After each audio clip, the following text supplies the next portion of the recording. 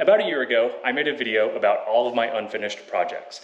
And after I made that video, the craziest thing happened. I actually started finishing my projects. So today, we start crossing another project off the list. And that's this, my 1971 Volkswagen, which I've done a ton of work to it over the last few years. But it's time to finish it. It's time to turn this green Volkswagen into an awesome vintage 1970s off-road rally racer. And we're gonna do that once we install all of these parts and also these parts over here. So today, we keep working on the to-do list.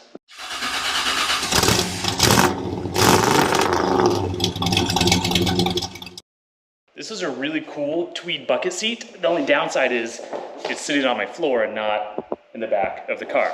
So real quick, I'm gonna get you up to speed on my 1971 Volkswagen and why all of its parts are in boxes on the floor rather than actually in the car. About 6 years ago, I bought my 1971 Volkswagen Super Beetle. And I specifically wanted a 71 because it was new enough that it got Volkswagen's slightly more horsepower engine and Volkswagen's slightly better front suspension, but also old enough that it still had all the unsafe features like flat glass windshields and steel bumpers. I found this Volkswagen on eBay, bought it sight unseen, had it delivered to Texas, and it ran okay, but everything else was a turd. The thing was brown, the interior smelled just mildewy and moldy, so I quickly tore the whole thing down to bare metal, did a ton of body work, learned how to paint cars, painted it, started working on the interior, got the interior 90% of the way back together, and then I just stopped. Part of it is because I got the car to a place where it was drivable. I could run to the grocery store, run to the gym. If I were to keep working on it, I'd have to take it apart and wouldn't be able to drive it anymore.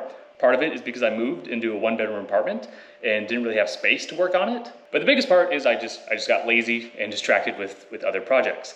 So today, we're gonna get the project back on track. And the first thing we're gonna do is go through all of the parts. Because when I bought this car, I might've been maybe a little too eager to get the project going, and I bought all of the parts that I needed to rebuild the car. We've got duplicate parts, we've got brand new parts, we've got new old stock parts. We have lots and lots and lots and lots of parts. So I'm gonna go through, figure out what I have, and then get a list together, and we're gonna go through from the front of the car to the back of the car and figure out what we need to do to get this done. So I've spent some time going through lots and lots and lots and lots and lots and lots of car parts. And I think we're ready to get our list going and figure out what we need to do to finish this car. We're gonna start off at the front. Up here, we've already done a ton of work. The car has been repainted. New hood was put on that I got at a scrapyard, which was also repainted. Did a lot of body work, which questionable results, but just don't look too close. Plus it's gonna be like an off-road rally vintage car, so we'll just say it was smashed up back in the day on a race in Germany or something. Already replaced the headlights, put on the clear Euro turn signal indicators, did some work on the gas sending unit, and actually rewired a good bit of the car with brand new wiring and a new wiring harness made for the car. But up here, we need to do a little bit more. For the vintage rally style car, we've got some yellow fog lamps that'll be mounted on the bumper, so I need to build some brackets, get those mounted. I already have a switch installed inside the car, so just run the wires, hook them up to the fuse box, build some brackets, that's done. In here, there used to be a spare tire. Spare tire isn't gonna live in here anymore. The first time that Steven and I went to SEMA, there were a bunch of Class 11 rally bugs there. And one thing they all did, which I thought was really cool, is they mounted steel toolboxes in their front trunks for when it eventually broke down on the side of a road somewhere and they had to fix it. So I did actually track down a steel toolbox, harder than you think to find a metal toolbox these days, and that's gonna get mounted right here, and right behind it is gonna be mounted this propane grill. And I know what you're thinking, Alan, a propane grill next to the gas tank, that's a great idea, and you're right, yes it is. Further up in the engine bay, as I said, a lot of the wiring has already been redone, just needs to be tidied up, and we need a panel that goes in there, probably wrapped in some nice vinyl or something, hide all the wires so you don't see them, and then that's basically everything from this part forward, done. Just like the front of the car, a lot of work has already happened on the inside of the car, such as repainting everything the original green, installing all this tweed, door panels, seats, headliner, the dash. Normally there's a radio right here. The radio was gone. I bondoed it in, painted it over, along with the controls for the windshield wipers and other things that used to be up there. They're down here in this sweet switch pod now. And also one feature my Volkswagen has that other Volkswagens don't is your horn will operate the windshield wipers, and your windshield wiper button will operate the horn.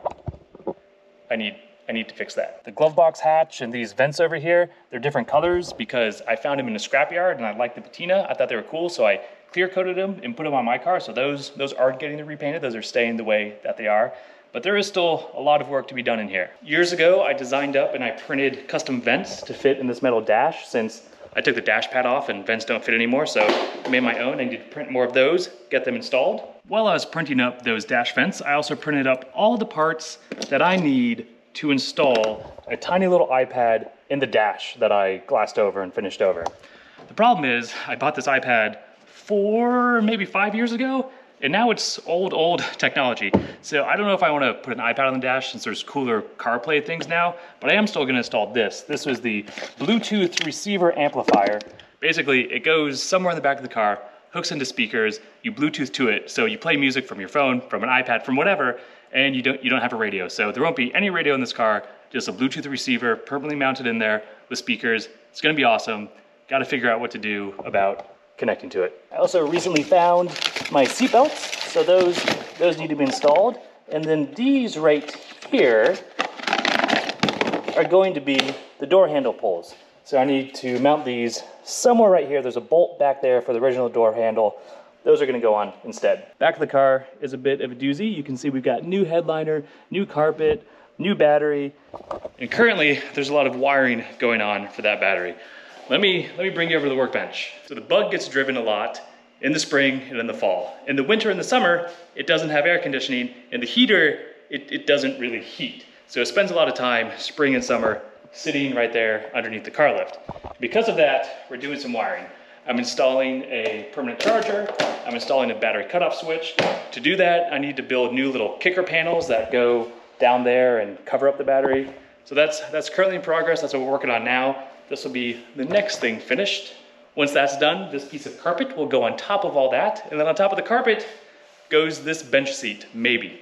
So I ordered this bench seat when I ordered those seats. And I knew it wasn't gonna fit. I thought maybe I could put some ratchet straps on it. It's just a metal frame, and like squeeze it, make it a little tighter in the shoulder so it fits in the back of the car. That's not gonna work. It's about 6 inches too wide. So I'm actually going to have to disassemble it, cut the frame in half, sleeve it, re-weld it, and then cut the seat cover in half and use my upholstery sewing machine, which I don't know why I have one of those, but I do, to re-sew my seat cover. Probably just put a stripe of black vinyl down the center so you can't tell that there's a seam there, and then I can install it in the back of the car. So front of the car, back of the car, it's nothing major, it's just a lot of little finishing touches. There's one major thing that needs a little work, and that's my fault. That's this nice big dent, this mild crease in the top of the car. I potentially didn't have my lift all the way up and tried to park this car under this car, and well, I crushed the Bug. But good news, I now have a piece of tape that says no crush Bug. So I know I need the lift to be this high to not crush the Bug. In all honesty, the paint job on the top of this car was never that great. So I don't know, the new headliner is in there. I can't really take it to a PDR shop because they have to get behind this headliner, which is glued in, and I don't want to rip out. I also don't want to just Bondo it and have Bondo on the roof. I feel like that's not going to last long. I don't know how I'm going to fix this, but I know it's going to require repainting the roof of the car, which is fine. It didn't look that great, and if it comes out not looking great again, we're just going to put a roof rack on the top. These meaty meats are on the wheels that the car came with. These are some aftermarket wheels. I don't know what they are or where they came from. They were on the car when I bought it. They're definitely not original, but I wrapped in some meaty meats and we lifted the back end of this car about 4 inches over time. It had begun sagging. And then of course, to make it the off-road rally car, it needed to be lifted anyways. And well, we have a lot of clearance. We have enough clearance that I had to buy a different jack to actually get this car off the ground. Because the car is lifted so much, the spring plates, basically the suspension system that this 50-year-old car has, doesn't sit on the mount that they're supposed to go on anymore, so I need to install some limit straps. So I do need to take the back wheels off, put some limit straps on. While I'm in the neighborhood, I've got some new CV seals for the axles, since the axles are at a bigger angle and the CV seals that were on there are pretty original. So take off the back wheels, install limit straps, put new boots on, call it a day on suspension. In the back of the car, we've got new tail lights. Again, just like the front of the car, whole thing has been repainted. We have our back trunk lid. And the engine, for all intents and purposes, is in really good shape. A couple years ago, I replaced the fuel line and the fuel filters and cleaned the carb and put new points and a distributor and ignition coil on it. It's been running really well. It does need a new belt. This belt is getting a little vintage, probably not gonna last much longer. And then I do have really just some tune-up parts. Some new air breather hoses for the shroud, because these are just old and bashed up. We've got all new spark plug wires, new spark plugs, more fuel filters. We've got extra points and extra distributor parts. So yeah, not too much back here, just a little tune-up and oil change. I do eventually want to install a spin-on oil filter. These take old paper foil cartridge, just horrible oil filters.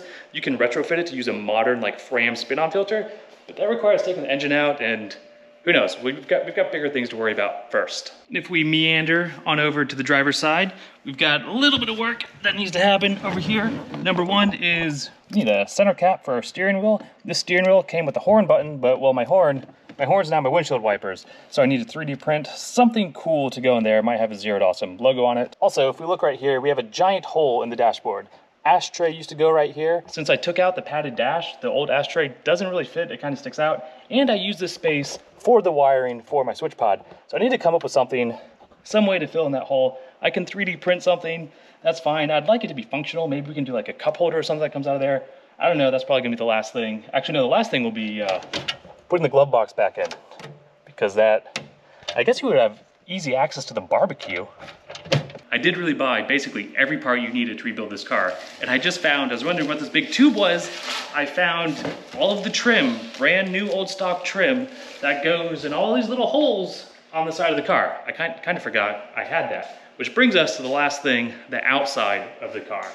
We know we need to fix the roof. Once the roof is fixed and repainted, I'm gonna buff and compound the whole car, make it nice and shiny, but then it needs some decals. If you look at old vintage, late 60s, early 70s Rally Beetles, they all had a black hood up front, a black deck lid or boot lid in the back, and then they had a ton of stickers of all their sponsors, and they had racing stripes, and they had numbers on the cars, and that's what I wanna do. So I need to find some good vintage, I don't want anything modern, I want a decal that would have been on the car in the late 60s, early 70s, and if I can, I wanna use actual sponsors or actual names for parts that I use in the car, like Bosch and EMPI. I think that'd be cool to have something that, you know, maybe could have actually been a rally car back in the day, but instead of being full of mud, it's full of really nice tweed. Fog lights, toolbox, wire access for the panels, barbecue, radio, seatbelts, backseat, battery charger, limit straps, tune-up, oil filter adapter, maybe, horn button filler, fix the horn, windshield visor, ashtray filler, fixed roof, buff decal, trim, and hood scoop. I do actually have a hood scoop that I was sent for this car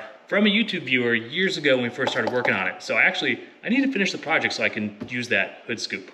That's everything that needs to be done to finally fully finish my Volkswagen Beetle. And the thing is, once I start working on it, I'm not gonna be able to drive it because it's gonna be all taken apart. We're gonna be wiring things, we're gonna be printing parts for it, we're gonna have wheels off, we're gonna be grinding things and putting limit straps on.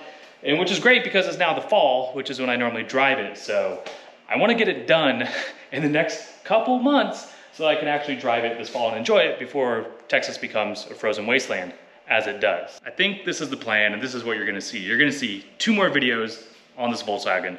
1 video inside of the car, everything inside getting done. 2nd video outside of the car, everything on the outside getting done. And that's it. We cross the Volkswagen off the to-do list. Another thing done. And after that, we start working on the 100 other items on my to-do list. This seat really is nice. I might just keep it in my office upstairs and use it as a sofa. But if you want to see the Volkswagen get finished, make sure you subscribe so you can follow along. If you have any ideas about things that you'd like to see added while it's all taken apart, let me know, leave a comment below. I'm always interested to hear people tell me how bad my ideas and projects are. So angry comments, always welcome. Until next time, I will be out here not driving my car in the beautiful fall weather. I'll be out here finishing the project. And then also, I ran all of my wiring for the switch pod out of what was the thing with when you smoke the cigarettes and you use the thing. See, Mom, I didn't smoke cigarettes. I don't know what an ashtray is called.